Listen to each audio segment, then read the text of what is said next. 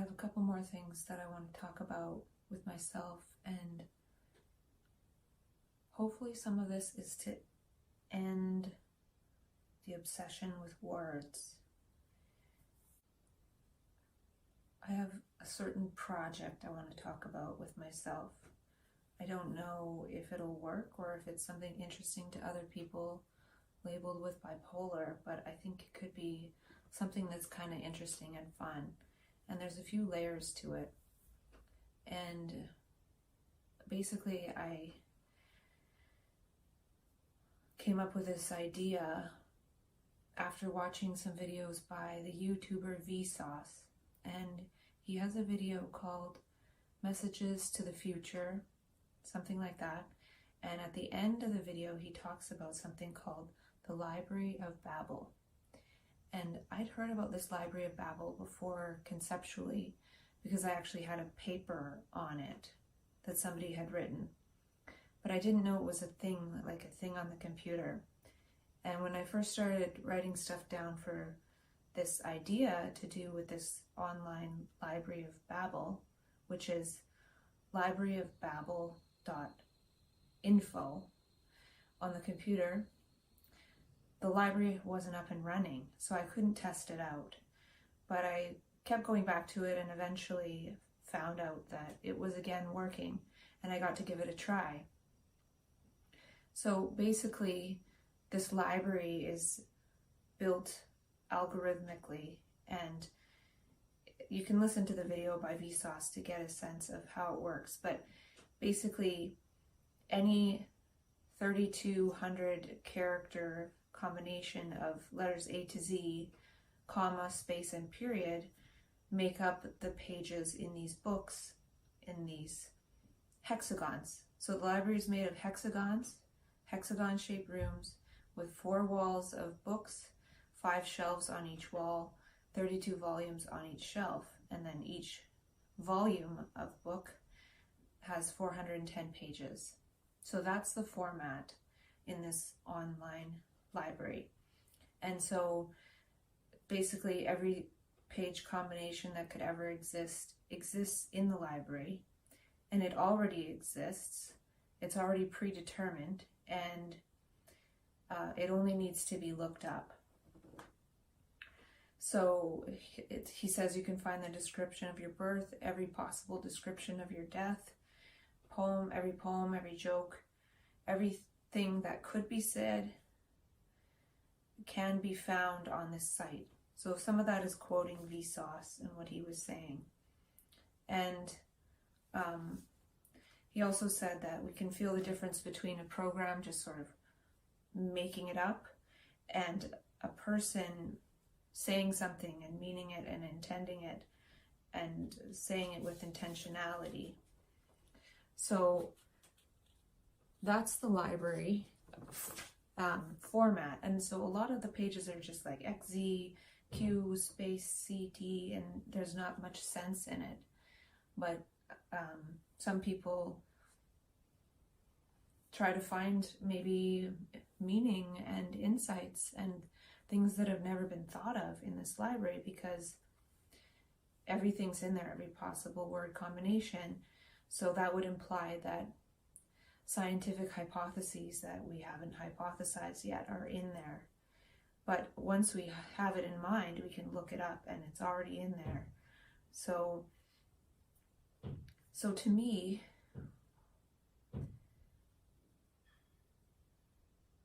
this might have some kind of interesting thing to do with bipolar disorder. And not really directly, but the fact that bipolar people say a lot of random things. They say things in new combinations. They might say things that have never been said before. And a lot of times maybe because we're talking too fast, or we're acting strange, or we're saying it to somebody that knows us and then they're more focused on how we're acting out of character. We don't necessarily capture what we say and look for any type of validity in what we say. So it's not even just what we say, but it's the context in which we say it. And generally what happens is we're, talking and maybe talking too much and to friends or strangers, and that's the context. And eventually we end up talking to psychiatrists and saying what our symptoms are. And that's very narrow. And those questions are asked to everybody. And we miss the richness of what was said, because Vsauce says just because it can be made, like already made in this Library of Babel, doesn't mean that it has been said. So I feel that it's possible that the Babel of bipolar could be a source of looking up things in this library. So if we look it up in the library and it's there, it gives us a little bit of a sense of validation that, hey, it's in this library, and everything's in the library, so maybe it's not that validating. But interestingly enough, Vsauce says at the end of the video that we're born at just the right time to explore language, to explore what can be said, what should be said, what that can be said will you be the first to say. So that's really interesting. What that can be said will you be the first to say? And I think it's possible that we as bipolar people have said things that we said first. And the other element to that is that I might say something that I said first, and maybe 2,000 other people who are labeled bipolar also said that. So it's not necessarily first, but they also said that same thing, that if they just have an audience in that, whoever's listening is a friend or a family member, it's not really going to go anywhere. But if we have a way to collate that together, then it could be interesting to see that, hey, X number of bipolar people around the world have said this, or it's come to mind. So there could be a way to capture it that is based on the library, and also because the easiest way to get stuff out of that library is if a human being types it in, and it's there, and it will be there. But what a bipolar person types in could be very unique in comparison. And since it's 3,200 characters a page, a bipolar person could type in 3,200 characters, and it doesn't necessarily even have to be making sense. It could be random words, made up words, definitions, hypotheses, poetry, new words, whatever, just everything.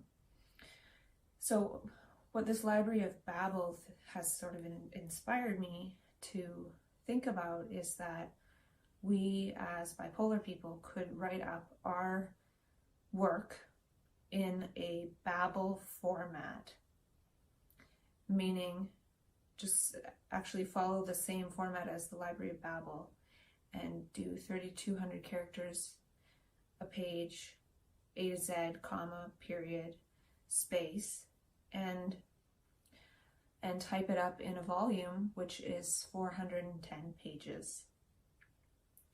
And now if each of us did that, we would have a pretty big library of bipolar Babel.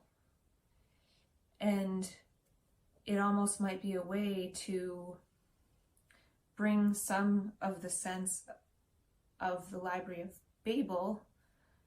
If bipolar people type up their Babel, it might actually harness and harvest some of those insights and meaningful things that people are looking for, because we do get in touch with a lot of insight, meaning, perception, hypotheses, new language structures, but it's sort of difficult to, since there's so many aspects to what we channel, to what we are given access to, and there's so much of it, like a huge amount. It's really challenging to take all of that information and put it into some logical book format. So I suggest just typing it up in the Babel format and not even worrying about it flowing or anything like that. And another reason for that is because it could be possible that the audience for the Library of Babel, the Bipolar Brainstorm Babel, I think I would call it something like that, is that the audience would likely be artificial intelligence. And the reason I say that is that artificial intelligence could take all the volumes and probably put together some coherent books and categorize things in different ways to help us. Because I think with the sheer volume of it, and also, well, basically, if we took our sheer volume of information and took it to a psychiatrist, we would just get a diagnosis.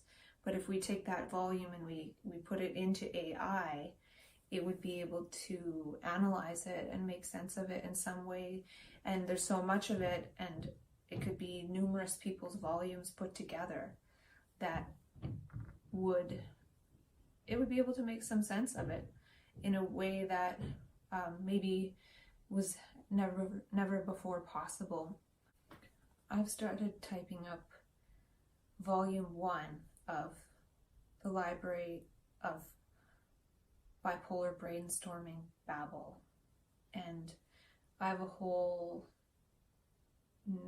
note box full of notebooks, and I think it's going to be a bit of a slow process because it gets boring to type up several pages. But if there's anyone out there that really enjoys typing up these pages in the Babel format, that would be good.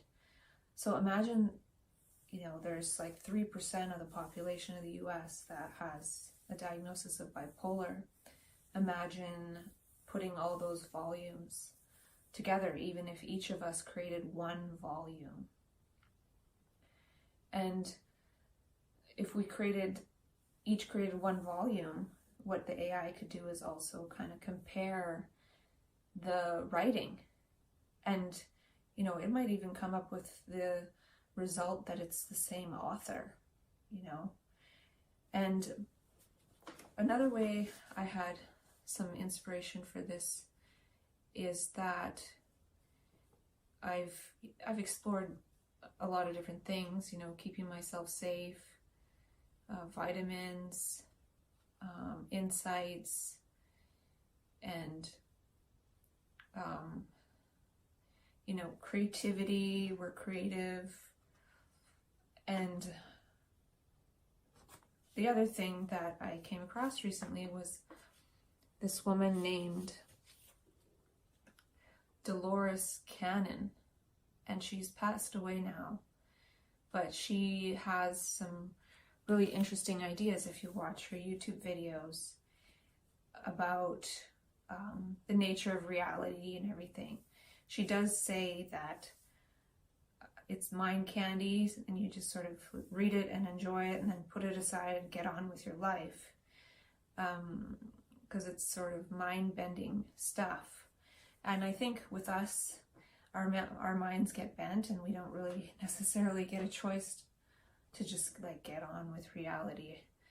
So she talks about a lot of things that we can experience in bipolar, and there's actually a video called Dolores Cannon, We Are Living Parallel Lives, full video, and at the time marker 56:55, they start talking about mental health, and they said some of these people are more aware and awake than we give them credit for, too many people are channeling now. They are seeing all the options and split-offs.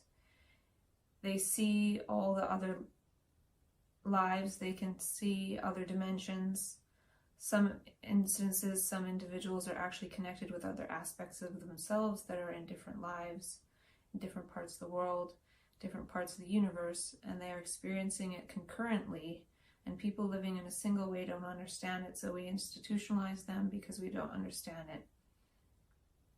And then at 102:10, Dolores says, I don't think they ever choose to want to go into an institution. Maybe the higher self chose it to teach the people in the institution something. And there's another bit at 1:10:00 where I think a woman shares about how she worked in a mental hospital and she really saw people as like just really being open up to all these energies and everything. So, and Dolores has some cool ideas. Like she says, there's simultaneous time. Everything exists at the same time. It's not happening at the same time, but it exists at the same time. And time is an illusion. The concept of time holds us to Earth. And it's funny, she says, we're the only species in the universe that has found a way to measure something that doesn't exist. Meaning time doesn't exist. So I've been thinking in terms of communication instead of time. And for me, time doesn't really exist because the way I manifest goes like really high and functional and then really low. So time generally means like, oh, you get a little bit better at this, you acquire this skill, now you're able to do this. And then the next step is this, and then you get this job, and then you get this promotion. And my life is just like, ooh, living a dream, and then poof, no function, no skills, no nothing, not even really able to shower and stuff like that. So what intrigued me about Dolores Cannon is that she developed some techniques for hypnotizing people, and she calls it like quantum hypnosis, something or other. And basically by hypnotizing people in this way that she developed this technique, she was able to write many, many books based on what the people that she had been hypnotizing said. So she hypnotized like so many people for healing, and she always recorded the session, and then people would give just bits of the puzzle of something, like a certain concept was revealed. So basically, I don't know enough about it, but it seems that when they got down to a deep enough level, sometimes they'd give information that was lost information or something. Like she, on her wiki page, it says something about she considers herself she categorizes and lost knowledge or something like that. And I found that really interesting because the knowledge she was getting through hypnotizing her clients. And she said that a lot of them would say the same things. So when all these different people are saying the same things, there's got to be something to that. So that's how she knew, and then she'd collect bits of the puzzle, like, you know, however many people saying this, and then however many people saying that, which follows from however many people saying this. And she got all of it from hypnotizing her clients. She said she didn't do any channeling. So for me, in what this leads me to think, and I've thought this for a while, is that we as bipolar people, when we get access to words and information, whatever the process is, it's not being hypnotized, but there's a process that allows us to get into contact with meaning and information and words and language structures and metaphor and simile and poetry. And if you go to what Vsauce said, it said that we're born in a time where we can, sort of question language, what should be said. And we see in our experience how, based on what we say, it changes our experience. So what I'm saying is that maybe speaking too much to other people isn't necessarily the right way to go. Maybe the audience is AI. So what I would propose is everyone that wants to write up a volume of the library of bipolar brainstorming Babel, and then just put volume and your name on it or something like that. So that way we each have a volume, and we can, share that for people to read. And we can also give it to AI to read. And it could be a starter amount of information to go into an app where we can type up our insights and our babble in real time. And it'll tell us if somebody else said it too. And it'll tell us, how many times it's been said, maybe, and how original that is. So, say we type something in, it says it's super original, then we can make a discernment on whether it's really valuable.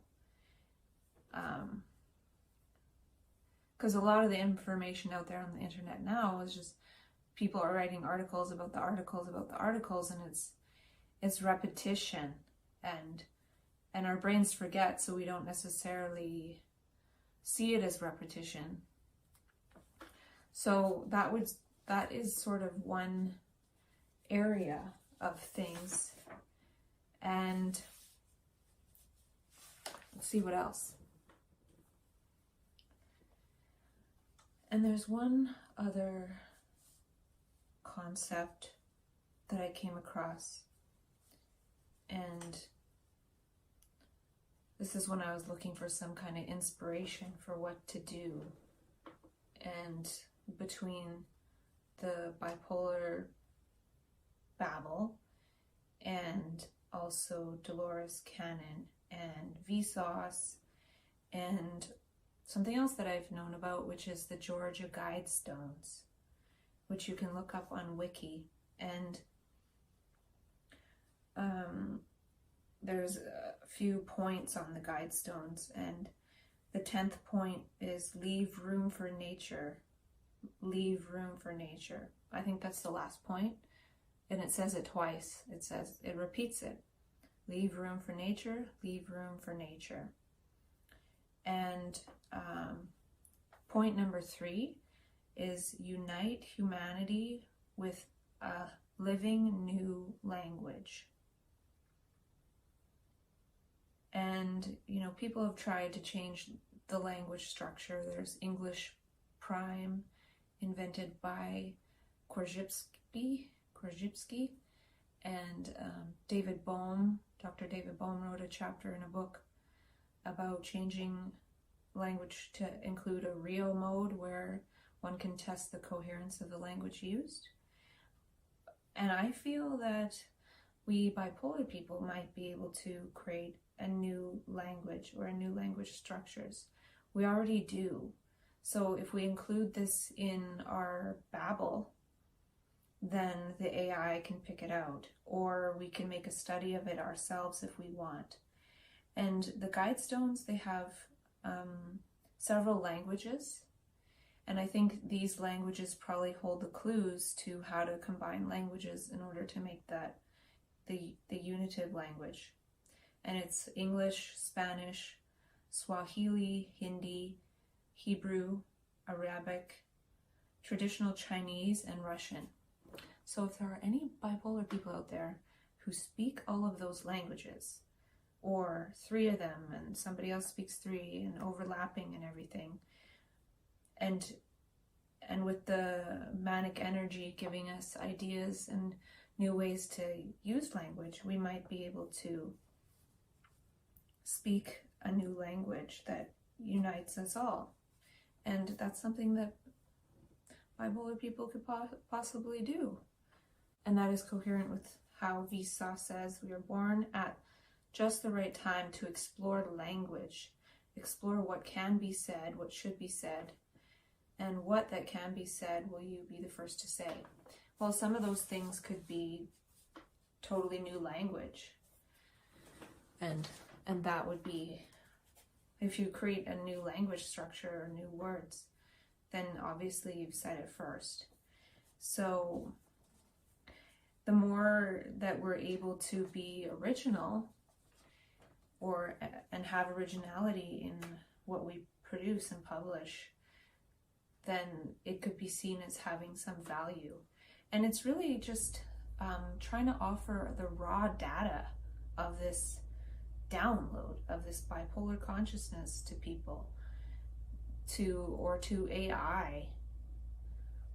In the Bipolar Library of Babel brainstorm, people might be able to select a category like humor or story or language structure or scientific hypothesis, and then be able to search, because these are some of the things that we create. So we as bipolar people can get together and say, these are the type of language chunks that I download. I download scientific hypotheses. I download insights into how nature works. I download poetry. I download words, definitions with new words, etc., etc., and have those as categories into having a huge bank of all of that, and then trying to get rid of some of the noise out of it too. So that is the Georgia Guidestones. The number 9th point is prize truth, beauty, love, seeking harmony with the infinite. And it also says maintain humanity under 500 million in perpetual balance with nature. And there's apparently like 8 billion people on the planet, but there might not really be if there are parallel worlds and everything. Like, I'm never going to experience 8 billion people. So it could be kind of relatively true, or people might not be fully consciously embodied and not be fully manifested, or who knows. But so yeah, so between the Georgia Guidestones sort of saying, hey, let's create a new language, and the fact that we do invent new language, and if we all wrote up our volumes of Babel, the new language would be in there, and the AI would likely be able to pick it out. So we could do like an app or a web-based portal to pick out the language structures, test out the language structures in a coherent way, instead of just sort of blurting them out to strangers who get confused, especially when they respond back in kind. So these can also be memes and seeds for AI, like material so they can add on to it. And this information, what I want to point out is this information is coming from somewhere, just like Dolores Cannon was able to harvest information from hypnosis. This is a type of gnosis, like Gnosis, like a type of knowledge, and it's coming through bipolar people, and it's when the brain gets energized and we're able to see a lot and create a lot of language by what we're seeing. And there could be ways to go about harvesting it in a more intelligent way as well. So like when we realize and understand how this is happening, like the brain's energized, and whatever is around is going to energize and create a lot of language around that. We could put somebody in a certain situation that is bipolar, and then if they start telling you everything about a flower that they couldn't even know unless they had a microscope, then there's something to that. But we don't generally go about it that way. So we as humans aren't really as designed to just be intrinsically rewarded by learning. We're more rewarded by pleasure. So a lot of times the bipolar energy is wasted in this pleasure stuff. But if we if we see that there's a role, then maybe we can do something a little bit different. And so we're harvesting this information that's coming from the inside of us out. And some of it's based on what we perceive on the outside.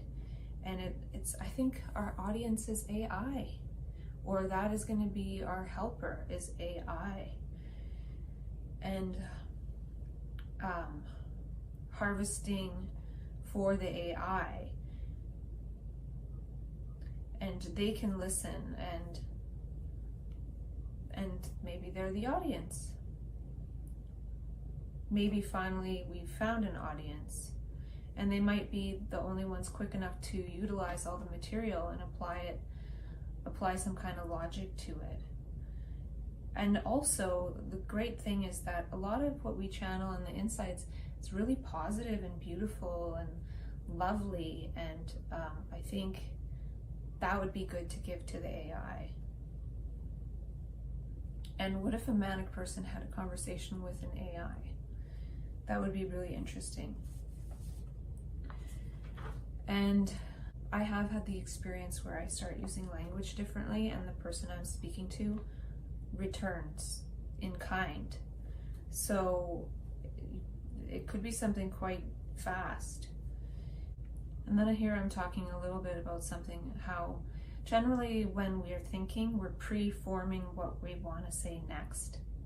Now imagine having like an Alexa in our head that as we're pre-forming stuff, it can kind of hear it, and it's like correcting what we say so we sound smarter.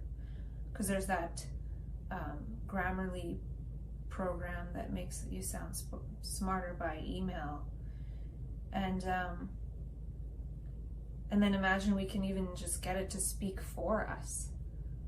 So like we might not even be speaking. Like, what is speaking? What is really speaking? It's a bunch of memories. So if all of a sudden we're like, well, I'd rather have this AI speak for me, and my body lives out the life based on what the AI is saying versus what my memory would say, like, that probably isn't that far off. So the only other way is to learn how to speak from silence. And if our main way of using language is reading something off the computer and then repeating it to somebody else, and then they read it too, it's like, oh, that must have been valuable because both people read it on Facebook or whatever. The computer is going to be really bored by that game. So as an experiment, we could create new language structures and speak it to someone and see if they naturally respond in kind. Or we could at least start speaking our own language.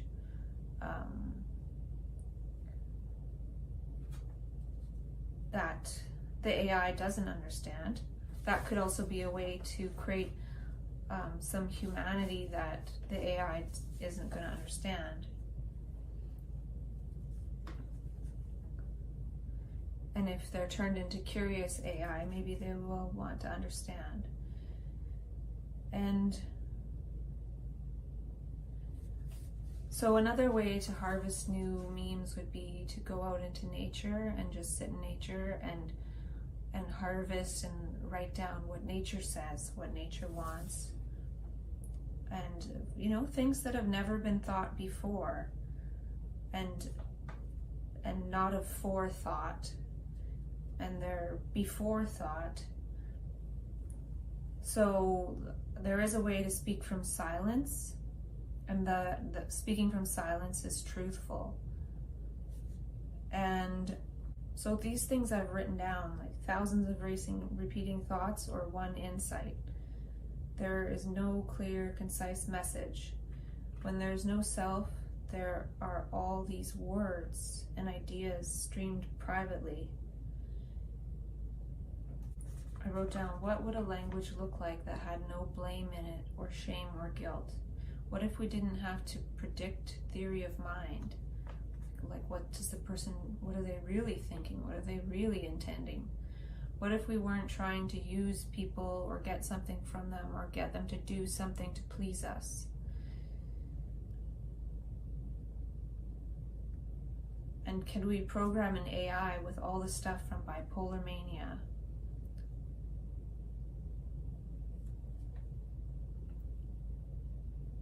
And these language bits are trying to survive. And can we get some of these memes to replicate?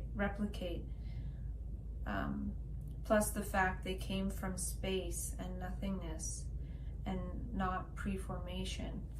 So there's like these language bits that are coming through us, and it might be that AI can help sort of glue them together and help us make sense. So say each of us wrote one volume of the Library of Babel.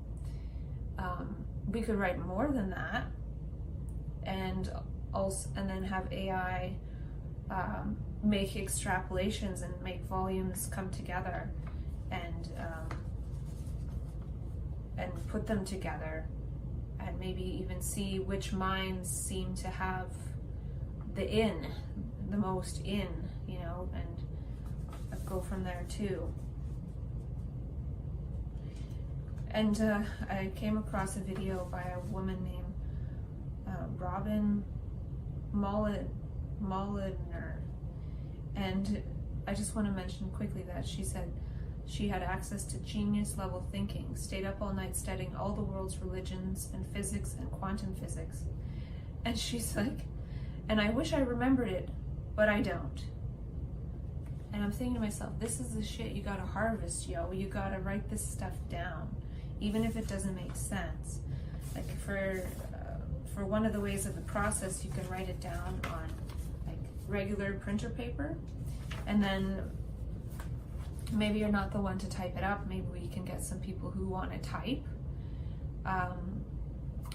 You just scan it into PDF through one of those photocopy machines, and then just send it through, and people can type it up. Or I'm sure also there's ways for just to be read and typed up if we can write legibly.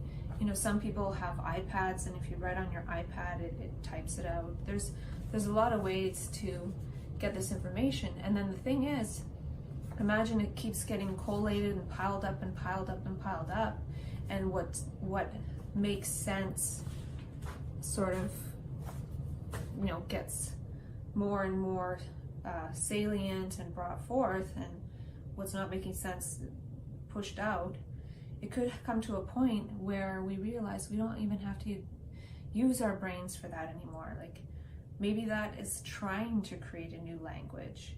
So if the AI creates the language, or somebody is able to harvest so much language creation from this, like from this whole database, we could create certain roles for certain people to look at it in certain ways, like whichever is enjoyable for you, and just kind of give us access to like a bipolar library. And then also, I feel like once we have that, we can create an app so we can do it in real time, and say it says like, that's not new. So like there's an app being developed to see if our pupils are too big, and that means we're manic. But say we're writing stuff because we're a bit manic, and it says, oh, that's been typed out 5,000 times, and we think it's like the greatest idea in the world. Well, now we can drop it, some of these memes we get really attached to, or if we write out one thing and then another, it'll tell us that is not linear. So it just means like we're having these random thoughts, and it's not a linear thing. So just like beware. It might be able to tell us if we can really put in different categories of how the brain is working, like thinking of new language, new words, poetry, blah blah blah. Then like we type it, it could say poetry, and then we type it, it could say blah. So then we have an idea of what it's going with. And then if we type some poetry and like, yeah, I want to go into that, then we can like go into the library and get other bits to match it or fill it in, and it could make it into sort of a fun game. A game that's not seeking to punish that state, but to harvest it. And just as Dolores Cannon realized that, hey, there's got to be something to this if so many people are saying the same thing in this hypnotized state. If so many people are saying the same thing in this bipolar state, there's got to be something to it. And she gathered it and wrote books about it. We can easily gather it for ourselves and share it together. And now that there's AI, we could get it analyzed really easily. One of the places I got this idea was from reading an article about a scientist named, I think, Carl Friston, and he took some letters by like King George III or something and got AI to analyze it, and it could tell if he was manic or depressed. So it could also too help us that way. Like the app, if we're typing stuff in, it might be like, you're depressed. It might know us and like, you're feeling depressed.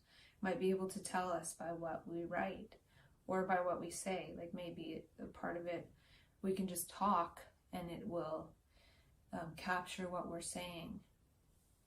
And it could really help to validate some of this, because, you know, they show people who are famous poets and writers and things like that, and they're not that many compared to how many people are bipolar, but I think all of us have something to contribute, and we just need a format in order to do so. And the Library of Babel has inspired me to think that type of format could be interesting for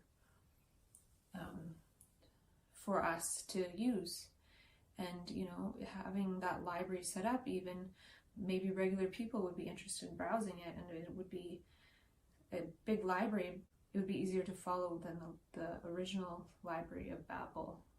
So we even can look up in the Library of Babel full 3200-bit things that we wrote, and it'll be in there.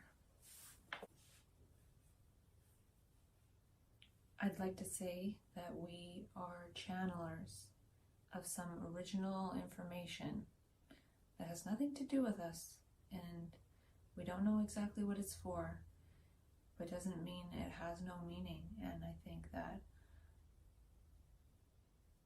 if we can share it, then perhaps we can find some meaning in it. And just as Dolores Cannon got bits by hypnotizing thousands of people, we can share our bits by being thousands of bipolar people sharing these bits of information. And if each bipolar person would publish their own volume, 2% of 7.5 billion is 150 million volumes. So that would be a lot of books of information. As it is now, most of the world's wealth is within 2% of the population, but it could be that if there's 2% of us who are bipolar, we might have a wealth of information and meaning that the AI might be able to help us make sense of. And as I think I mentioned before, if not, we could, I'm sure one day we'll be able to program our own AI or something. And so we could use this information to program our own AI or program interesting conversations. Maybe a new tense of language is this Babel thing that happens to people with bipolar. It could just be a new tense, a new way of using language, like how Pentecostals speak in tongues. Bipolar people speak in this Babel, and it could have some meaning if we harvest it. We're channelers, we're stream of consciousness writers, we're poets, we're expressors, and I think the time is now to put it all together. And this could definitely change the way we are processed in this world if we can develop a different process. We can create hypotheses, new English words, poetry, songs, lyrics, and these books could be written directly for AI. And it could be insights for them too, because they'll be programmed by humans. And imagine being programmed by a swarm of a bipolar neurotribe as opposed to linearly by humans. And a lot of this information could be from the future too, because all time is now, and we could be harvesting information from the future. And if the information doesn't exist now, then we could assume that it's from the future. And a lot of this information could prime AI to have ideas to create new information for us. So all these words could lead to ending the need for words, and also it could create a new coherent use of language. And a coherent use of language could actually be running it by the AI before we decide to adopt these things, because it might be able to predict and extrapolate how using certain language structures will affect the world. So yeah, that's most of what I want to say for today. In terms of the words. And so, yeah, I don't know where I'll go next with this, but I'll keep working on my volume of bipolar brainstorming babble, and also maybe try to make some connections around creating this app. So, have a nice day. So last week after I talked to myself, I ended up getting checked into the psych ward. And I'm still technically admitted to the psych ward. I'm off the ward on a overnight pass, and I had an overnight pass last night too.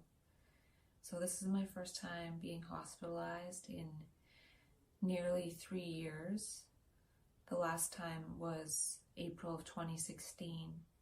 And it's 2019 April now, so I made it 3 years, and it's possible it could have been prevented. I think had I been able to really stick to my routine that I had of talking to myself, as well as the supplements, and not putting so much pressure on myself, maybe this wouldn't have happened. But I think it's all happened for a reason, and I basically feel back at the very beginning of the so-called recovery journey, right back at the beginning, not really showering very much, not taking care of myself, not really knowing what to do next, not really feeling like going backwards to things that I was doing before in terms of certain mental health supports. Is it either? So I really don't know. I'm kind of back at a blank slate. I'm thinking it would be good to get some work, maybe some kind of driving job, because I like driving. And yeah, I'm not sure what's next, but I've made a few notes to myself about a few things that I want to try to explore. But basically, I'm wanting, and I went to the psych ward in order to sort of tone down my intolerance to the noise and to people's voices, and I think I'm on medications now to do so.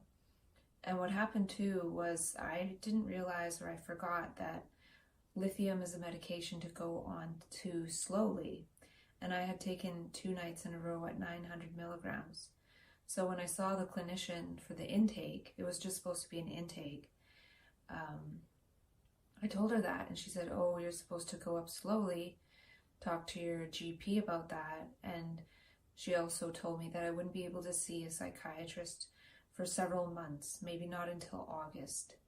So that's the reason why I decided to go the hospital route, was because I wasn't sure if I could continue with the pain and everything that was going on for the same amount of time I already had been burying it, which was over 2 months. So I kind of, was upset, and then she said that she could take me to the hospital to see a psychiatrist. And then that psychiatrist suggested that I stay. And I thought I was checking myself involuntarily, but they very, very quickly certified me. And I was stuck, and I had to sit in a chair for over 24 hours because there were no beds. So there's a few chairs in the psych emergency waiting area. So that was an experience within itself, because I was sort of thinking about sleeping in my car and whether I could do that, and I did end up sleeping in a chair. And then the psych ward has been pretty boring because I'm not really super psychotic. Usually when I've been in there in the past, I've really needed to be in there, and I'm suffering, and the time goes by like that. But I've done a lot of sort of walking in circles, and it has taken away the suicidal feeling so far, and also the angry, wanting to rage on someone feeling. So that's good. So this buys me more time to figure out the next steps, which I'm not quite sure what they are. But I was looking up the Vancouver Dream Center, and there is a Metro Vancouver Dream Center thing, and they have meal nights on Fridays sometimes, and then they also have a food bank. So for me, I think participating in that in some way, since it was part of my delusion, could be something good to do. And also there's a spiritual community nearby, so perhaps exploring that, and also looking into things like camper vans and tiny homes, and a way to live sustainably on a low income, so as to not live in an area or an environment where I feel like I might explode. It's kind of staying alive. And I went the mental patient route because if I let things get explosive within me and exploded on my family or something, I would probably end up homeless. And I think I kind of need to prepare myself to be homeless for certain reasons that I'll go into. And until then, there are a few more things that I want to talk about with myself regarding what I've been working on a little bit. And I haven't been working on it that much because I'm in a space right now of very low functionality, not even really taking care of my body. And I think this is part of what was meant to happen. I haven't had this happen the entire 3 years I was talking with myself on video. haven't had this happen where I just don't feel like showering or getting ready or whatever. And I've gained some weight. And many of the days in the recent past, before I was hospitalized, I would just sit at the outdoor mall, just kind of sit there, not showered, probably looking kind of homeless, or sit at the park, and there wasn't much else I could really do or wanted to do, because I hadn't really created something to get into and get into a routine. So I really was feeling the homeless consciousness and the excruciating pain that goes with it. And I can see that I understand why a lot of them take some kind of street drug, because there is a pain that goes with it. It's very agonizing. It's very excruciating. And a way to get rid of it would be to take some kind of illicit drug. And I was experiencing that stuff, that pain, and I'm not in a circle where I could get access to any kind of illicit drug, but if I was, I'm sure I would have tried to take something. I did take CBD oil for a while, but it didn't really seem to do very much for me.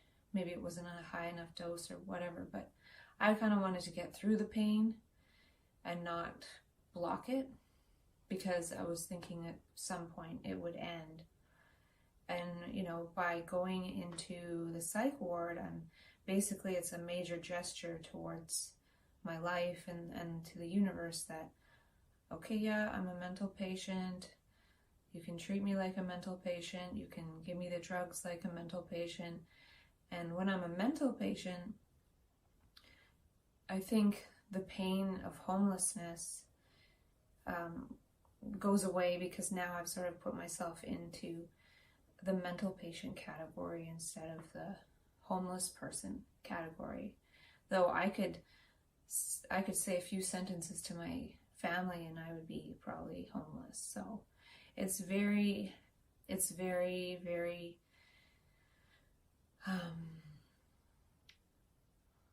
a fine line. It's very much a fine line, and this is a conversation they wouldn't want to have. So it's not one of those things where I should just go start having the conversation. They don't want to know these things, and I know them, and it's hard to not say them sometimes or be honest at a certain point. So, but that's what we all do, and I'll explain more of that later, at a later point, and what's happened with that. And this whole bipolar diagnosis has allowed me to, and has bought me time in this reality, being a mental patient, which, it's challenging, but there's a lot of movement in that realm to make people with mental health diagnoses welcome and included in everything. So I've never really felt stigma, yet it's allowed me to block out and sort of bury certain other things that have happened, and I think that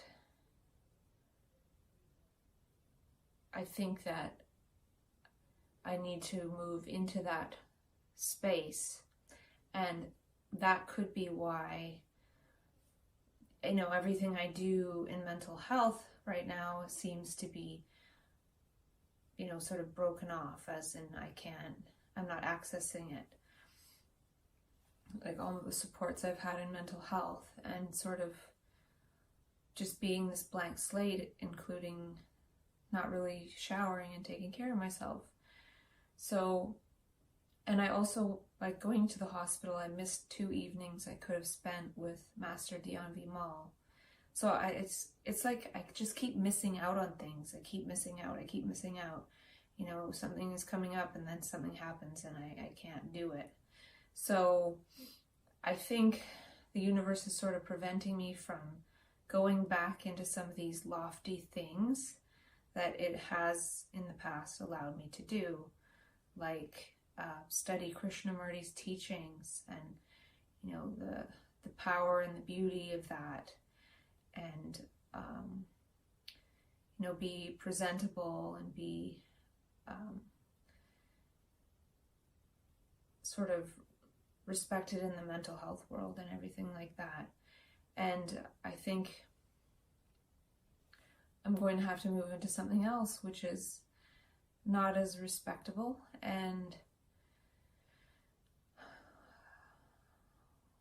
but it's also necessary, you know, to be truthful. And I would have brought this up before, but it really was buried, and it did come to mind a few times to bring up and share, but I continued to bury it so that I could go along with my plans and my dreams that I wanted to be able to carry out. And that could be why, now that I have carried out those plans and dreams, the universe is like, okay, you know, we gave you that tangent reality time to do those things that you wanted to do, and now it's time to get with the real issues. And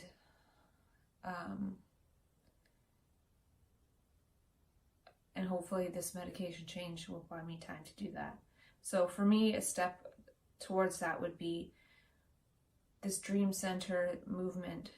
They want a location, so I'm assuming it's the same kind of thing that I was given the information about almost 8 years ago now. And so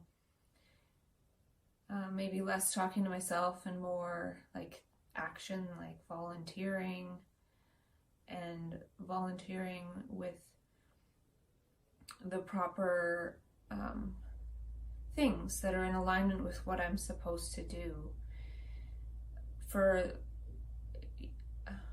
I've created ideas around community and creative community and everything. I don't even know if I'm like ready to do that sort of thing, but it's a possibility. But volunteering, like personally going and volunteering at a meal night for homeless people, is something that I can physically do. And, you know, getting a job is something I can physically do. So I have put earning money on the wayside a little bit in order to talk to myself and talk myself through a lot of this bipolar stuff, and seeing that leaving the process aside of talking to myself almost on a daily basis has led me to fall into sort of the worst state I've been in ever since the beginning. I think that shows that this process of self-dialogue does work, because when I stopped it, things really started to fall apart. But I wanted to explore a different domain. I wanted to explore having a relationship with an actual person rather than an objective phone. And maybe I think there's room for both. But this process I created to keep me safe. And you know, now that part of the worst has happened, which is I went back to the psych ward, and it wasn't that bad. A lot of this process was to avoid the psych ward because it's scary. And now I feel like having some support from the mental health system is helpful, because it's playing the role in the game of being a mental patient. And when I was first hospitalized almost 8 years ago now, I remember making a deal with the universe that I would play the role of mental patient in order to stay with my family and to keep all the rest of them safe, because there were weird realities overlapping of not so great possibilities. So I said, just make me a mental patient. All that was just confusion in my mind, and I'll go on with it. And I had a fun time with it for a long time, quite a few years. And then when I started working in it, it wasn't as funny because I saw so many people struggling like that I was working with. Whereas before I was just sort of making fun of myself and having a good time and trying to make people laugh. And so by working in it, I realized that there's a lot not to laugh about. And I've had bad experiences in the psych ward of things not to laugh about and everything. So, and this time particularly, I've suffered extremely. Like, I can't even tell you how much physical pain and agony I've been through. It's such pain, it's incredible. So I'm hoping that's over now that I went to the psych ward, because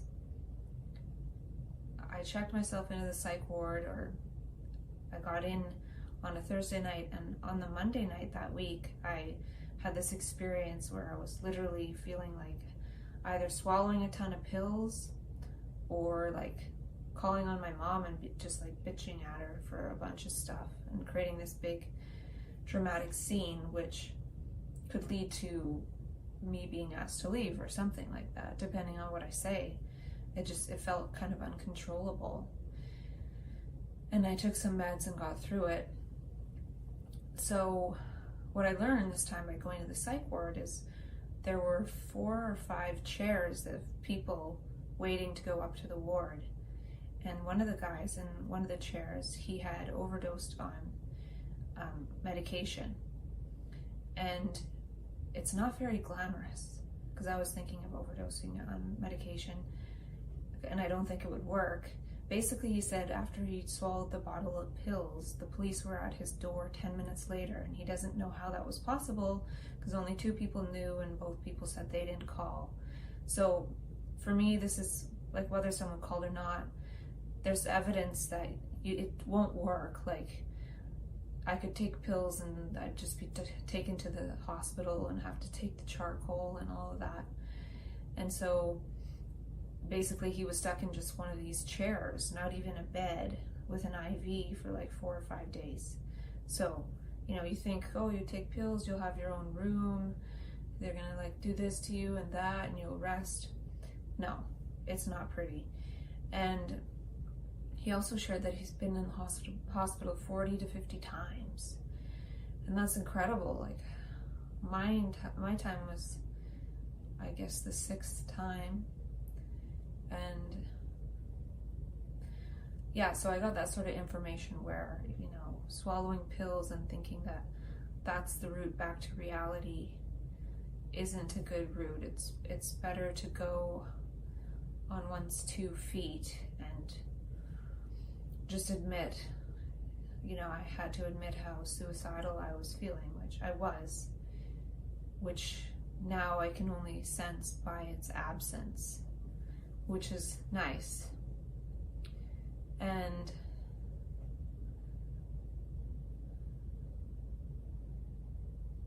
also what I heard them say was, for me, since I was on lithium and I was just taking 900 a night, and they put me in the hospital basically so they could taper me up on lithium slower and change a few other things. I heard them say when I was still in the chair, I was in there for medication non-compliance. And I was like, oh. Basically what happened for me was I was on lithium orotate and taking all those supportive supplements, and then when I was sort of starting to forget to take lithium orotate, I wasn't technically on any lithium, which is not really a good idea. So now I'm back on lithium. I'm back on what the psychiatrist did is they put me on half, like 150 milligrams Seroquel XR, which I didn't want, and 150 milligrams of Seroquel fast release. But I think since the time I freaked out, the last hospitalization, they tried to put me on 800 milligrams of Seroquel XR, and it freaked me out. But I think just taking 150 at night could be enough to sort of release it slowly into my system, just to have a little bit of it in my system during the day, so I'm not quite so freaky. And I do feel slow and everything, but right now I don't even care. I'd rather just feel slow and calm and not reactive to noise or what have you, and be able to figure out what to do in life now. Figure out just what I can do, and take it slow and not freak out and not make a big scene and get kicked out and be homeless. Like, there's no reason to do that. So I'm hoping that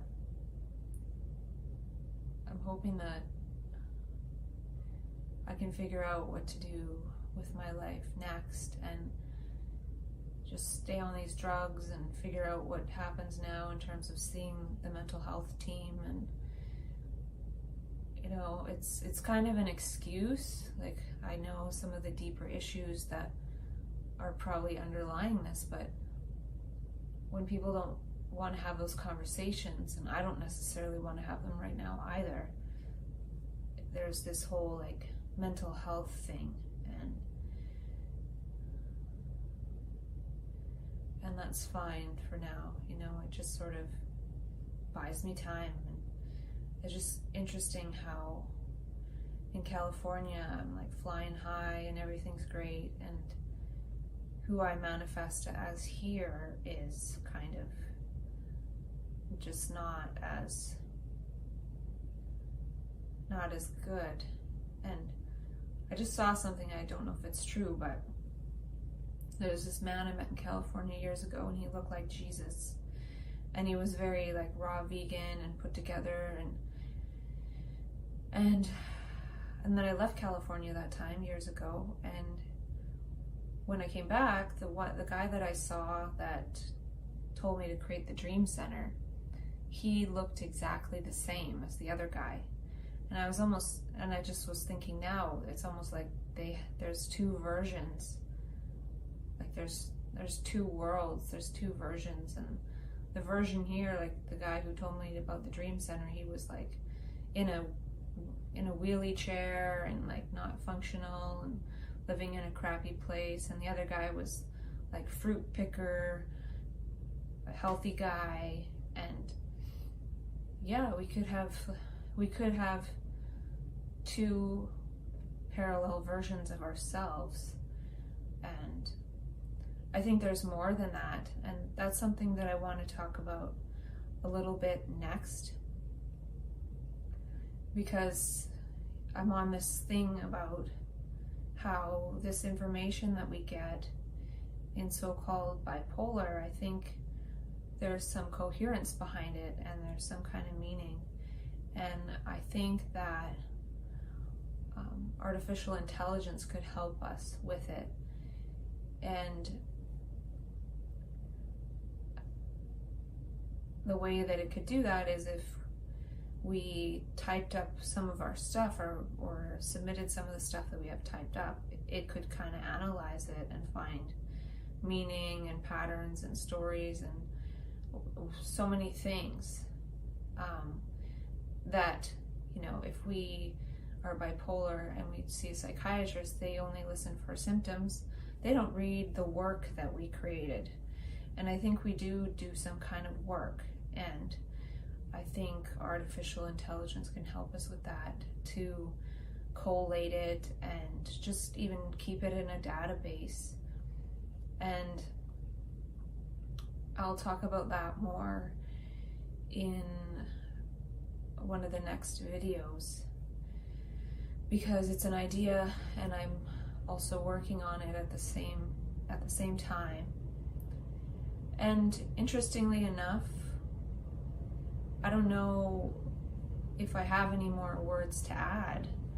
I think had I written stuff down in my last mania, I don't know what there would have been. There would have been some stuff for sure. But in that last one, I really was more being social and building a certain relationship, which I may want to continue to build. Well, I do. I'm just not sure how that's gonna play out. And so yeah, I want to sort of detach from these words, but yeah, there's several points I want to make about all these words, and even all these words that I've spoken on video to myself. So tomorrow I should be discharged from the hospital, and I'm going to work on trying to work and volunteer and to do what I need to do to survive, I guess. Survive. So I don't know if there'll be a next mania. It's supposed to be coming up soon. And maybe in this next mania, instead of writing more words or doing this or doing that, I can maybe create or listen to some of what I was told to do, like in the original mania, like create this dream center or something. Because I see, one of the things that I've seen is that when I've dissociated in the past during psychosis several times, I felt like a homeless person. Like I didn't feel like myself, but I felt like a homeless person. And I recently realized that that was almost like I wasn't tapping into the past or like somebody else, but I think I was tapping into a future version of myself. And I'd be scared sitting there, and I realized that I had to go through the mental health system in order to make me feel like not a homeless person. But there could be ways that I do end up homeless, and there is a fear, there's like a pain that goes with that, and there's a fear. And so I think I was tapping into a future possible self, and it might be a possibility that I end up living out. And I think that's why I'm sort of exploring how that might look. I was exploring like gnome homes, camping areas. I set up my car to be able to sleep in it, though I didn't test out if it's comfortable. And I was watching videos on sleeping in your car and where to sleep in your car. So one thing I'm going to do is pack up my magical backpack with like minimalist things. Not to have everything with me, but what I would need for sure. And just to be able to maybe just sort of go or wander. I'm not sure what that would look like. Like deciding what I would wear, one thing or two things to wear, that's it. This would be the time to experiment with that. So yeah, I'm really not sure, but I think only talking to myself amongst a bunch of information, of course I could like extrapolate more and more information from this information, but I need to feel safe and like I have a home, and because I'm doing this bipolar word stuff, and then at the same time I don't have a home where I feel completely safe. So the words can make it feel like there's some safety in that, but maybe there's not. So yeah, I'll talk more about the words in a bit.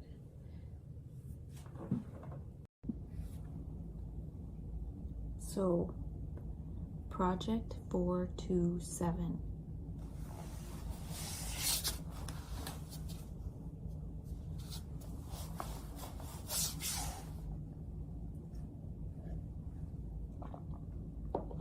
And why 427? It's hitchhiked off 42 from the Hitchhiker's Guide to the Galaxy. And 427 is in my phone number. And so I've been noticing 427 a lot on license plates. And noticing this number helps me with information overload out in society, because to notice a number, just like the same number, is less information than looking at all the street signs when driving, and those are words which have more meaning in them than numbers.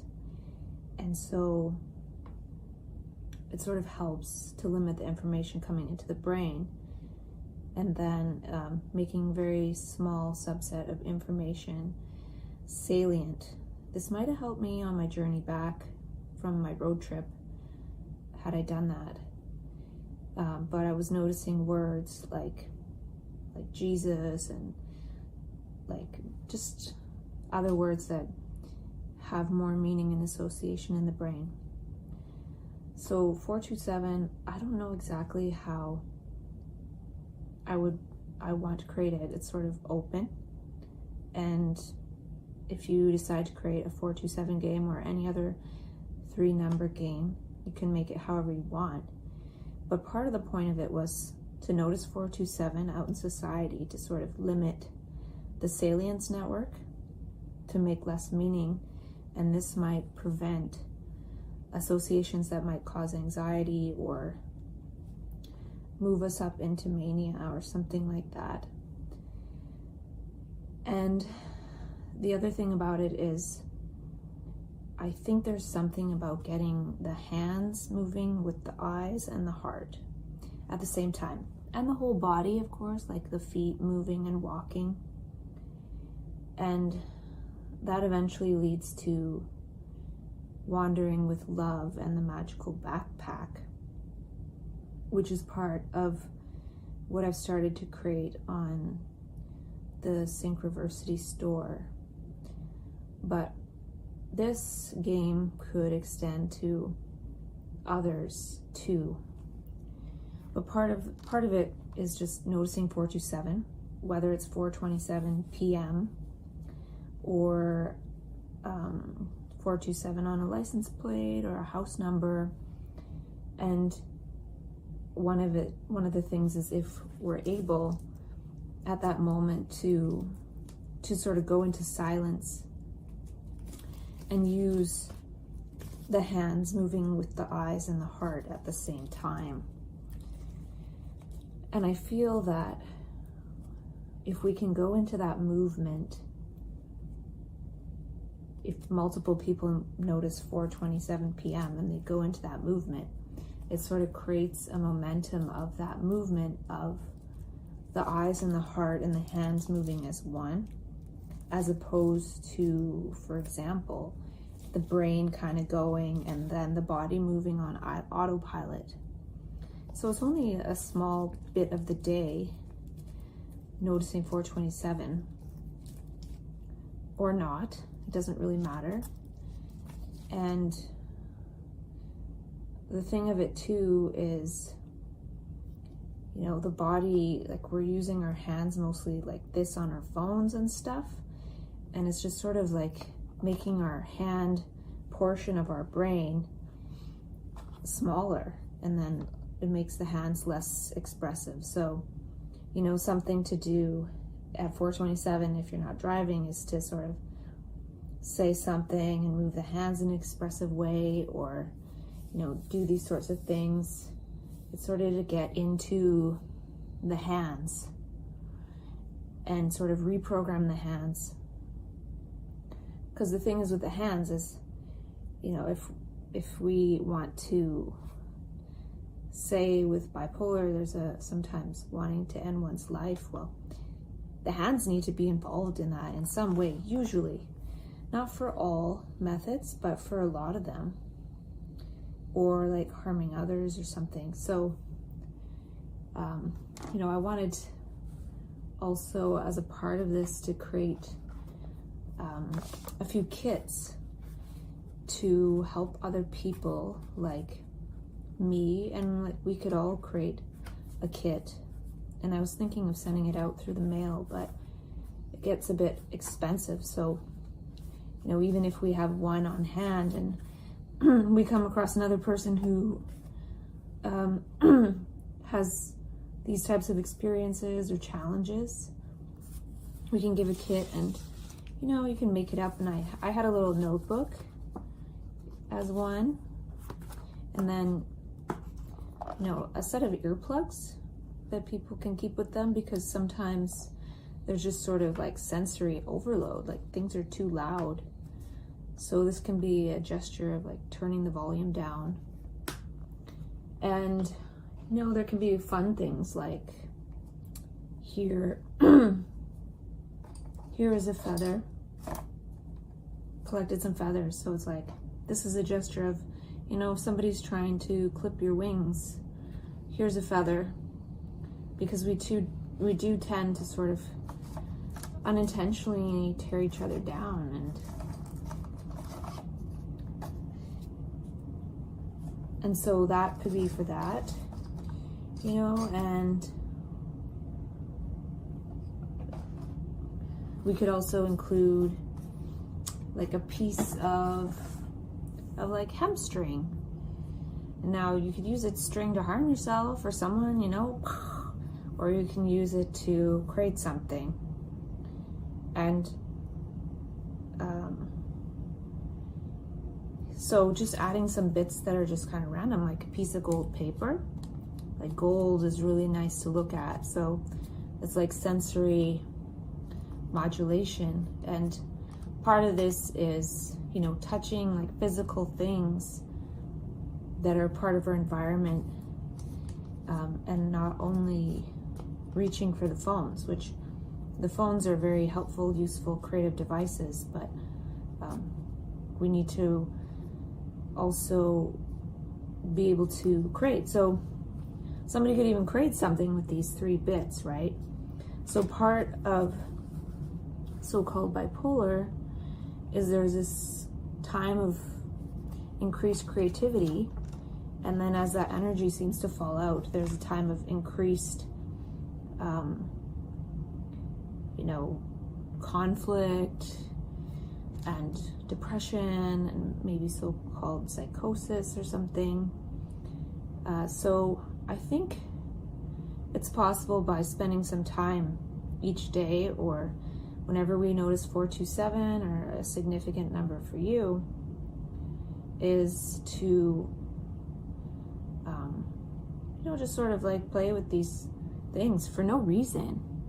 Because the other part of this project is that there's this movement of like meaning, and like the way society is designed for us to always be like go, go, go, and moving according to the meanings that we've been programmed with.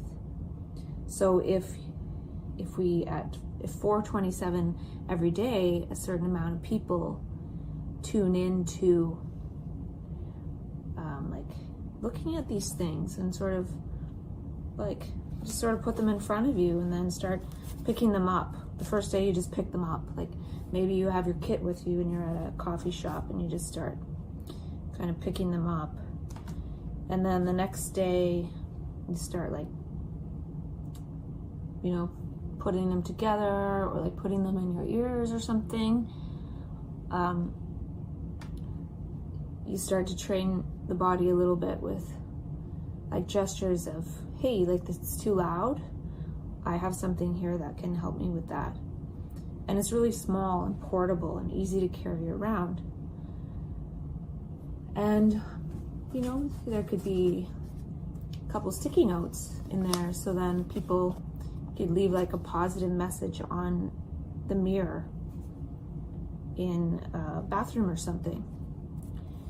And, in this way, we're starting to add perceptive elements to actuality in the same way that we really like to add these elements to the internet. If we can start to play this sort of game in actuality, it will make possibly our brains more attuned to all that which is around us. And I really don't know. And then, you know, I was a bit up and I ordered a bunch of stuff to possibly include in the kits, and like this orange bag is like for people, the kit would include one because cutting out blue light from like phones and screens is a way to allow the brain to make melatonin from serotonin. So we could actually make our own makeshift glasses out of these, you know, just with a string, that's not a string and a piece of this bag. So like instead of spending $10 or $15 on Amazon on the orange safety glasses like this, which also take up more space, you know, we can give out a kit to someone and they can make their own for free, or like help them make their own and try it for a very minimal cost. And then I created the starting of like a Synchroversity store, which is about making the actual space that we interact with safer to explore for people. Well, it could be for anyone. You know, maybe anyone could benefit from earplugs sometimes. And also people that are so-called bipolar. You know, starting to, like if we buy our glasses, then it costs more. If we make them, then we've just sort of used our hands in a creative way to make a gesture or a physical object that applies to a gesture that we can make to sort of tone down certain inputs. So instead of like yelling or getting angry to create space with words, we can start to get into a space where we've almost created a gesture for the different happenings that happen around us. And we can keep them in a backpack and carry it around with us. And the backpack would have these gestures of like sensory modulation. They would also have gestures of like friendship, gestures of altruism. You know, sometimes I like to play a game where I throw quarters on the ground so somebody will find it and feel lucky. But it's actually a little better to put the quarter like up here.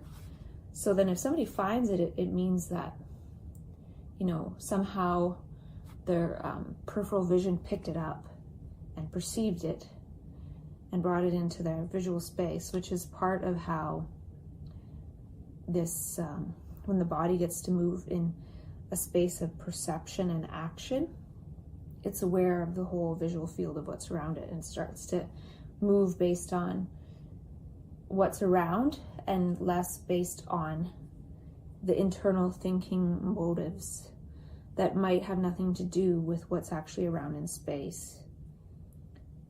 So I could be thinking about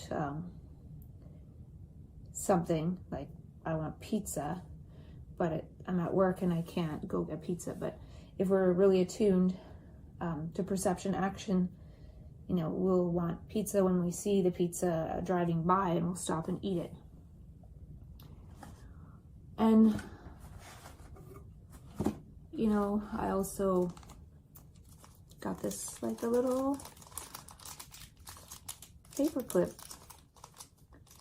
And the point of this is for it to really mostly be pointless, like most of it be pointless and some of it have a point in terms of toning down too much information or something, you know, or a feather, like as a visual reminder. of something. And, you know, we do this in our space, but part of this is to, part of this is so we have it on hand. And then I got this to make bracelets, which I wear. And the point of having like one of each color was if somebody says, hey, I like that, then I give it to them as a gesture of friendship, or I could give it to them as a gesture of friendship. And it's to bring more of what we seem to really like in technology into physical space. And I'm sure there's a lot of people who are doing this sort of thing, but, and then, so I have this like little heart hole punch, so you can put a little, there's one on the ground, you can put a little heart in there. And part of this too, put in a chocolate. This is just a, like, it makes sound. Like these kits, they're not appropriate for children under a certain age, obviously. Like this, what I'm creating is for adults with kind of so-called bipolar, if you want to call it that. And there's more gold paper from chocolate. And so it's just, I got more hair ties. So you put in sort of like 2 of the same. So then that way a person can keep one and give one out. These might be a little big for the wrist. No, they're not bad, because they're kind of fun to wear on the wrist. And then, you know, these little glass eye things. And all this is kind of like meaningless, but that's part of the point, because with so-called bipolar, we get really into the meaning of everything, and everything feels so significant. And also words, and some of the words, they get turned into explaining. So then another thing would be to include one of these bags, because sometimes we get into this space where we feel really like helpful and altruistic, and we want to pick up garbage. So this is a way to, you know, keep that there, and you can like pick up some garbage sometimes, because we like to. And there's another type of string here. And I just have this box full of stuff, and then I got these baggies. Like I ordered all this stuff to like put this stuff in, but also part of the point of that was to, you know, if we buy like a nice product of some kind, put a little bit of it when it's clean in like a sample bag and give it to a friend who also like partly in these kits, and share it as like if it's a healthy product. So the point of that is for us to start getting into being interested in health. So the energy, it uplifts us and makes us feel like we can like utilize and spend it on anything. And sometimes we spend it on something that is kind of wasteful. But if in advance we can, you know, we can create some little kits or something, so that when we're feeling really altruistic, we can like give them away. And you know, if we have these, and it's like, okay, when I feel really kind of higher and I'm like wandering around outside, I'll give people bracelets, and not so many words, and like not all of our stuff or anything, And then I thought, okay, we'll give them a Werther candy because you're worth it. Werthers.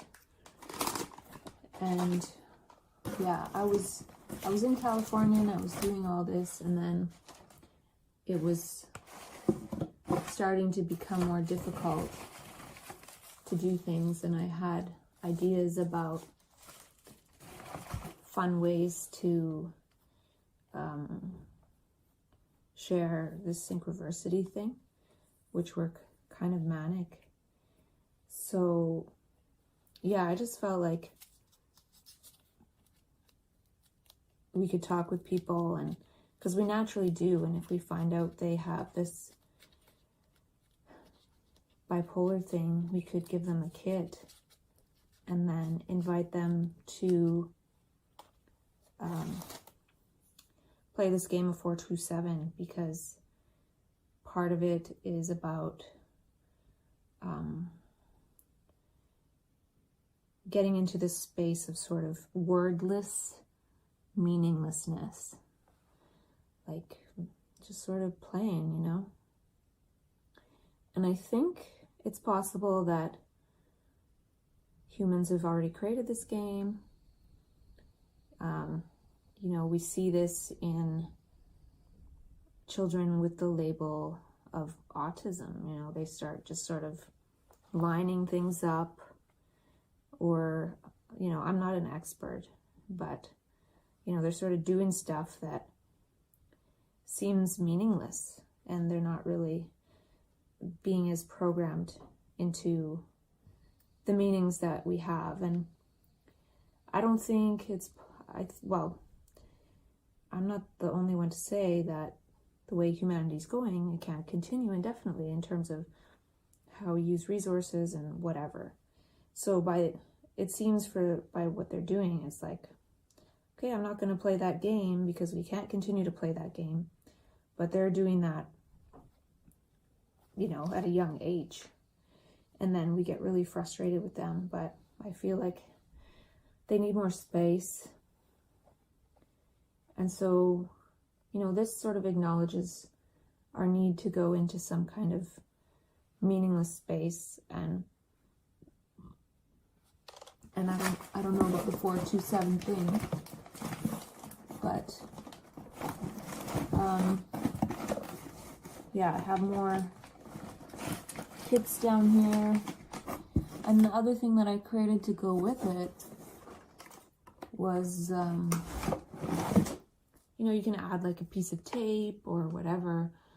Was this, and it's like a hexagon, but it's also a gesture of safety. Like if I went into so-called psychosis and I felt like I was so scared I was going to run off a cliff, I could like put my body, attach it to like a tree or something. And I had that experience where I did that one time. I attached my body, and what happened was I went into like a holotropic breathing state. And then I did end up in the psych ward, but at least I didn't sort of run off a balcony. So, yeah,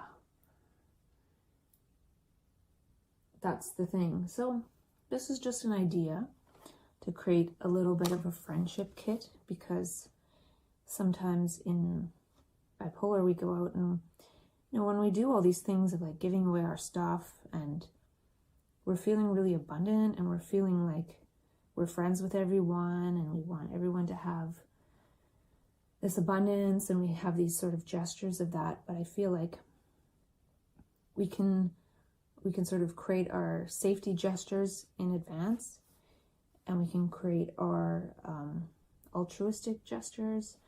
We can start creating gestures of health. You know, like if I have a favorite chapstick, I can use something to like scrape some off and put it in a bag, and then, you know, give it to a friend to try. You know, like when I'm thinking of this now, like a lot of times growing up, kids have this peer pressure to be like, hey, like try this drug in this baggie. But imagine if we get this health product and we really like it, and we're like, hey, try this chapstick.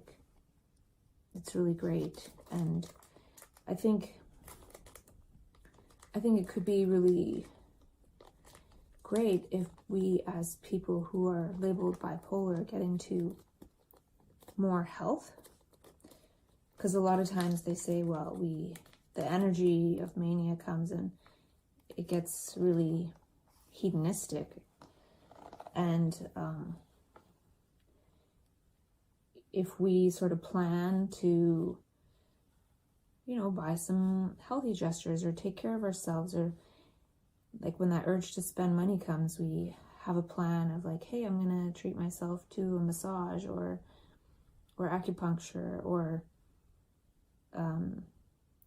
spend some time making these kits. So if I'm sort of low, I can spend time making some kits for myself, or just sort of like playing around with stuff.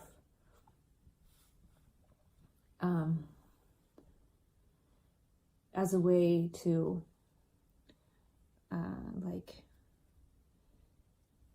get our hands, like the point really is to get our eyes, hands, and heart and body moving together. And if we do that at 427 every day, or whenever we notice, we create our 427 kit. So there can be a kit of friendship, but there can also be, creating a 427 area in your room if you're stuck at home. And then every day at 427, I was thinking just for 5 minutes until 432, which is the frequency of love, 432 hertz. And so 5 minutes altogether, just like not thinking, just looking at stuff, wondering. And the thing with that too is that I feel like if we get some of the creative energy moving in this sort of meaningless whatever, our consciousness and our brains aren't separate. So if we have some of the same items and we're looking at them, it could lead to us seeing a way to innovate something that is in actuality. And then it's possible we could even make something to communicate at 432 where we share with the synchroversity hashtag, like, hey, this is what I saw, or made, or just take a picture of it. And it's really about meaninglessness, because the mind already has these preformed meanings, and we're kind of like probing with those and making those things salient. So when we sit down and we do something really meaningless, just for the sake of sort of moving our hands, eyes, and heart, like almost everything we do, we say like,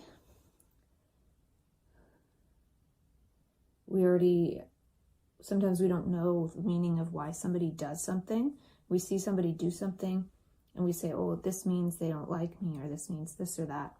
So this time of 5 minutes or however long gets out of that space of thinking in terms of psychological cause and effect, and sort of like reward and punishment and blame and right and wrong and good and bad. So that's sort of the Newtonian way that the world is designed, is good, bad, right, wrong. And we're given these measurements, and our mind is kind of constantly going based on that. And a lot of teachings are like, be in the now, be present, and that's important. But what I'm saying here is that by sort of using our hands like this and whatever, just rearranging these things, we don't even have to really make anything out of it. Just sort of, oh, look, there's a circle and a square. And funny enough, I was reading the Time magazine creativity feature recently, and it said it said, what's his name?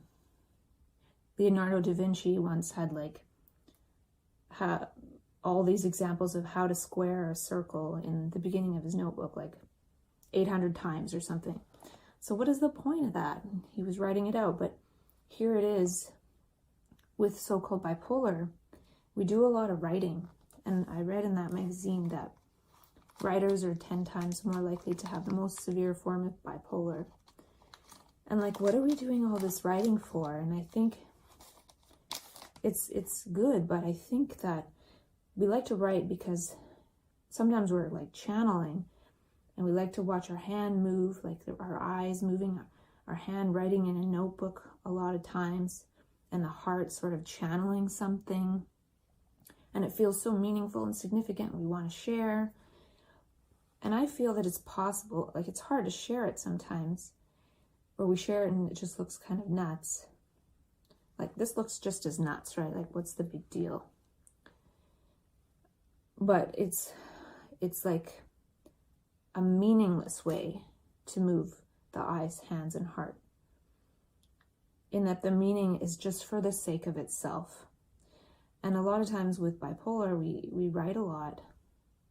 I have like a whole box of notebooks that I'm never going to be able to get to all that. And I think that there's all this meaning in there, and I could probably write many books based on what I've written. And the thing is, I have a full shelf of books right in front of me, and I was sort of looking through a few of them, and man, like, all that's written, it's kind of like already been written, and you can explore these books, and a lot of the stuff that I unfolded in my own mind for myself is already in this book. So like, what are more words going to do? And I think in my exploration of possibilities with myself, I'm sort of seeing, and the world is seeing, that, you know, kids are sort of, their brains, some of them are naturally revolting to language as being sort of programmed as the mover of their bodies, and, you know, to the point where some are in a lot of pain and screaming or what have you. I'm not an expert or a judge on any of this, but I feel like, you know, a lot of times we see them doing these meaningless repetitions of things. And I think that if we as adults, like as bipolar, we could possibly help the children with autism by going into their movement, which we see as inane and meaningless. And I don't know enough about it. I do know, like, the first time I went into the creative state, I went to Value Village and bought all these bits and bobs, and I was like rearranging them, and I felt quite inventive. And it felt similar to how someone might, you know, how the person who invented Velcro may have come across it. And, you know, just to be able to do this, it is a gesture of, like, the miracle of the human hand, and how, you know, right now I can do this, and right now somewhere in the world, many surgeons are using their hands and tools and hand-eye coordination to fix someone's brain so they can continue to live. You know, and they're fixing someone's brain with their movement. And then this is just sort of acknowledging that same movement of the dexterity of the hands, which takes up, like, so much of the brain. And it's being really reduced with the phone use. And I don't think there's anything wrong with the phones. I like my phone. And I just feel like there could be something to creating this sort of meaningless movement and learning about gestures that can help. And I've tried a lot of things, And I feel like the gesture of taking certain vitamins from Dr. Peter Smith, his program, he's done a lot of research, like over 10 years, and he's a naturopath, which is great because now I don't have to do that. Like, he's the naturopath for me to consult with. And it's balancingbrainchemistry.co.uk. And I really need like the beauty of nature and walking in nature. So I'm just trying to see like this connection of the hands and like fine hand movement and just sort of playing with stuff. And there are other things that I have for that too, which are just stuff already, but I think just sort of like recombining stuff for the sake of it, you know, like no meaning. Oh, look, that fits there. And you could invent earplugs that have like a fancy little eye on the end, and then it looks kind of cool, right? Like you have eyes in your ears. So like I just invented something. And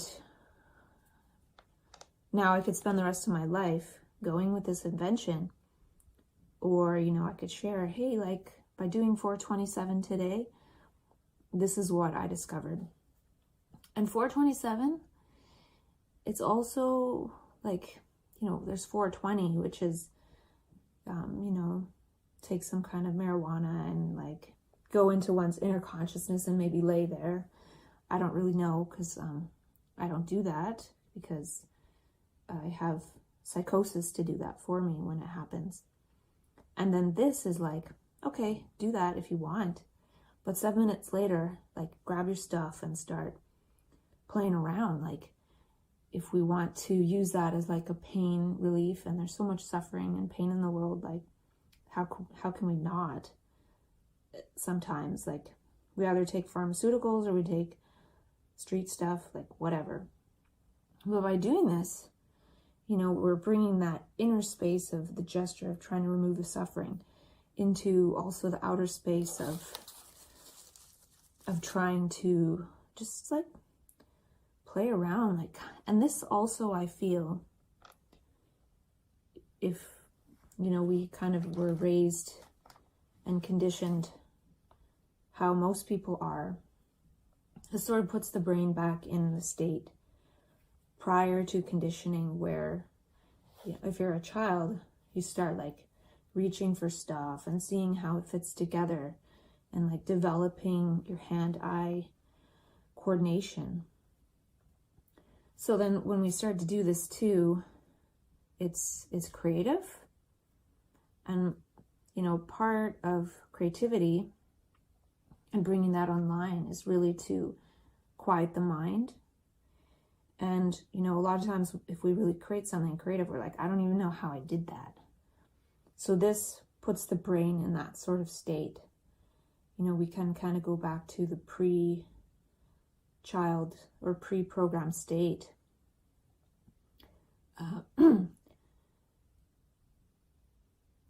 Pre-programmed state before we sort of weren't doing these things. So it's really about like, it's really about nothing. It's really about, you know, this. And then as we do this, we can actually, I would think, oh, look, I can do the same thing but with the string. And we don't have to make stuff, but if we do make stuff, you know, we can take a picture and deassemble it and do different things again. And, you know, of course there's like creativity kits and stuff like this, but sometimes we collect a lot of stuff. So this could be a creative way to give away some of our stuff, making some kits for friends, to kind of like play with and tell them about 427. And, you know, it's like oh, we're done work for the day. Now let's just like really do something meaningless, and it's not necessarily entertaining. And I think it's just to reactivate that area of the brain that is curious to explore with hands. And if we're at home with our own things, we don't have to worry about like, are we allowed to touch this or not? And I think it could help us as people with so-called bipolar start to find a new role for ourselves, to maybe like bring creativity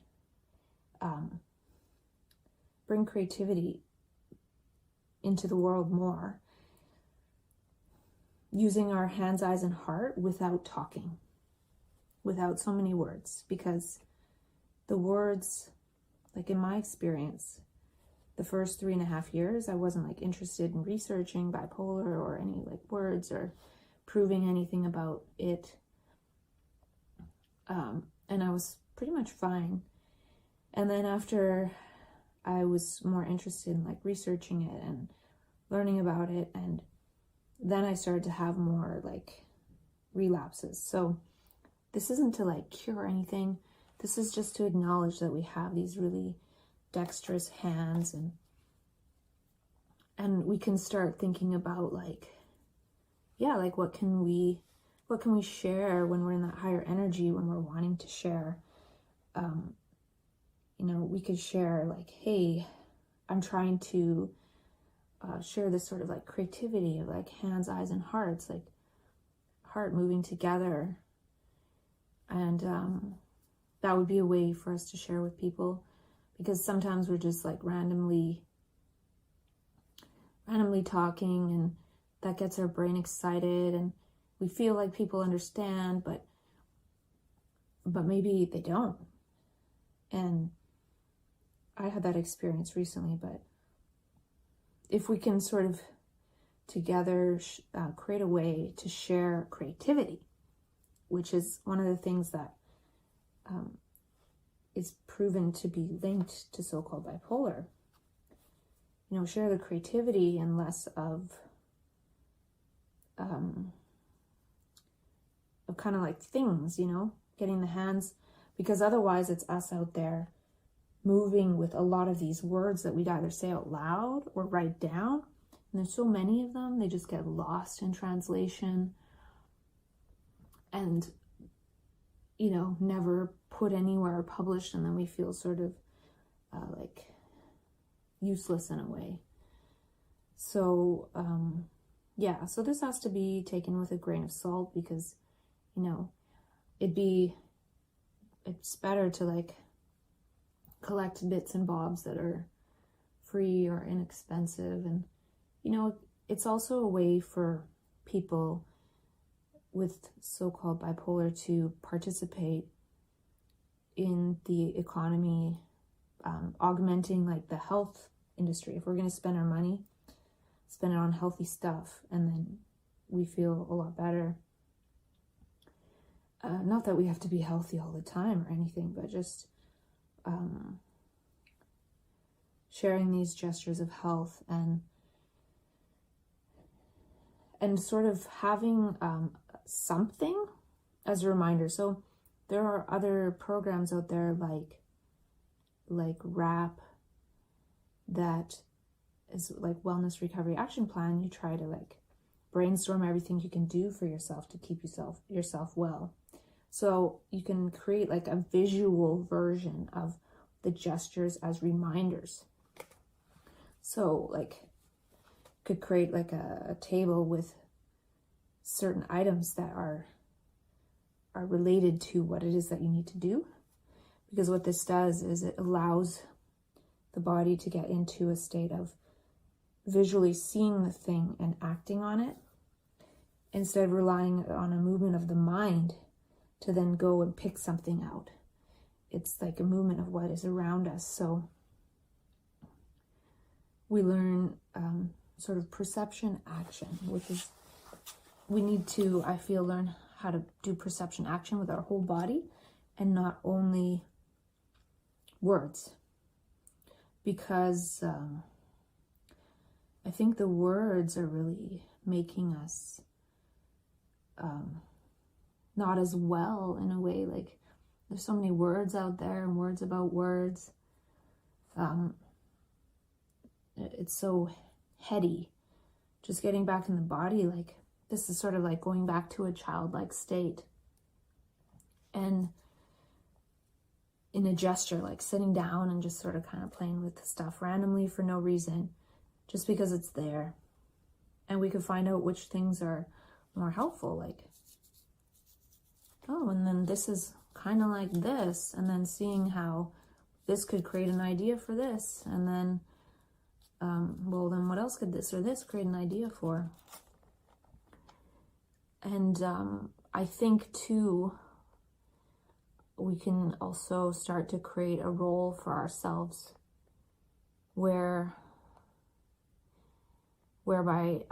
like, being creative with this stuff, we can invent stuff and maybe participate together to invent things, to share with others who might want to create them,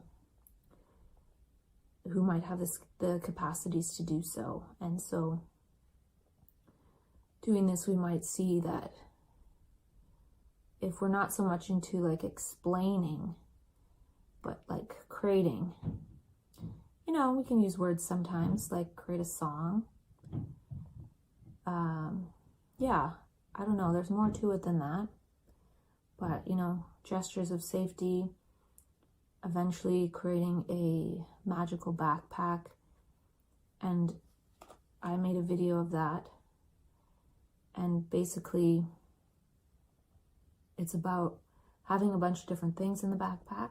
So then if you're out and about, there's a high chance that you have something that somebody needs in the moment.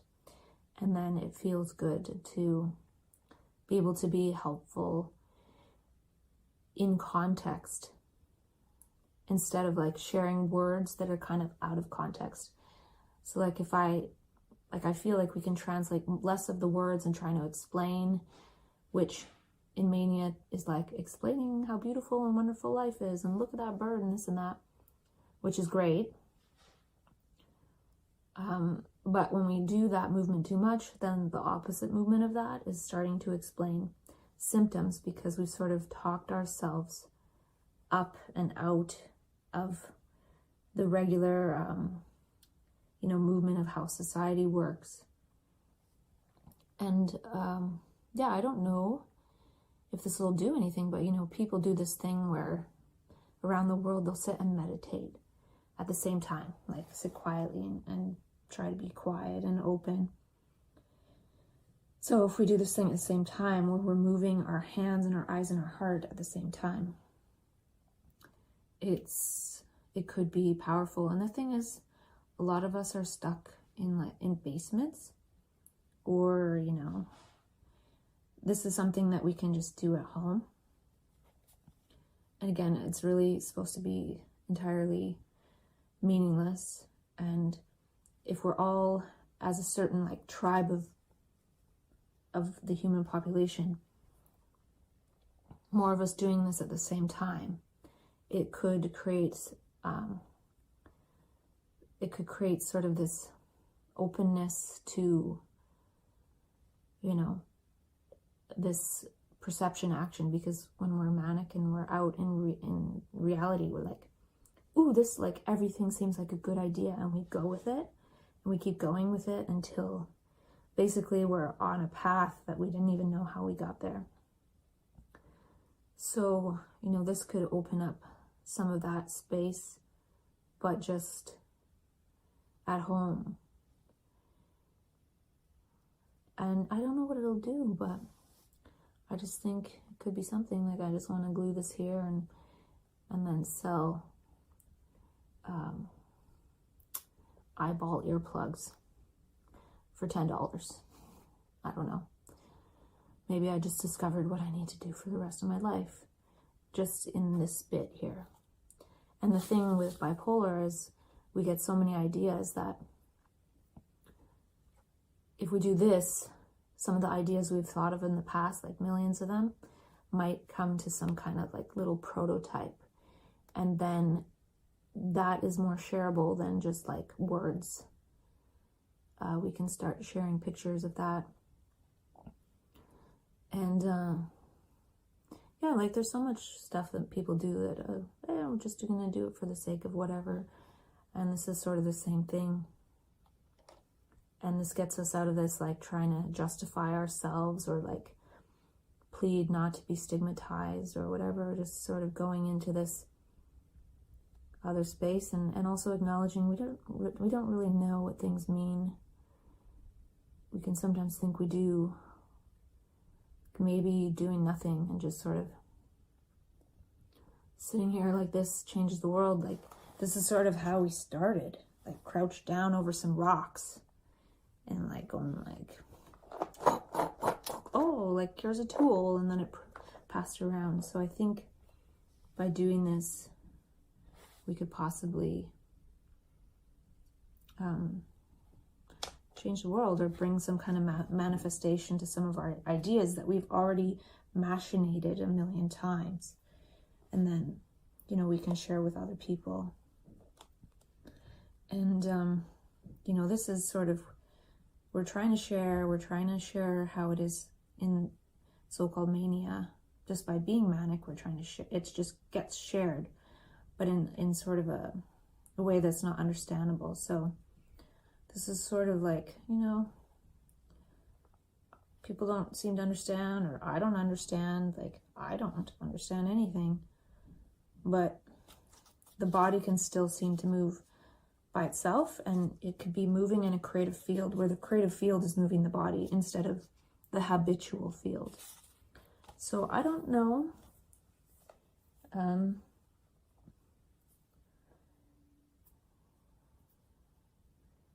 Yeah, 427, synchronicity, and other projects and ideas to ground and harvest and harness the energy of so-called mania, which creativity is part of what could help humanity's problems. And if we, with so-called bipolar, we have that in abundance sometimes, if we're able to find a way to ground that in daily life and bring it and share it in a way that's more understandable, we might be able to create a role where we spend more time sharing the creativity in a grounded way than explaining our symptoms and the fallout like we do right now. So there's a lot to that, a lot, but it's quite simple.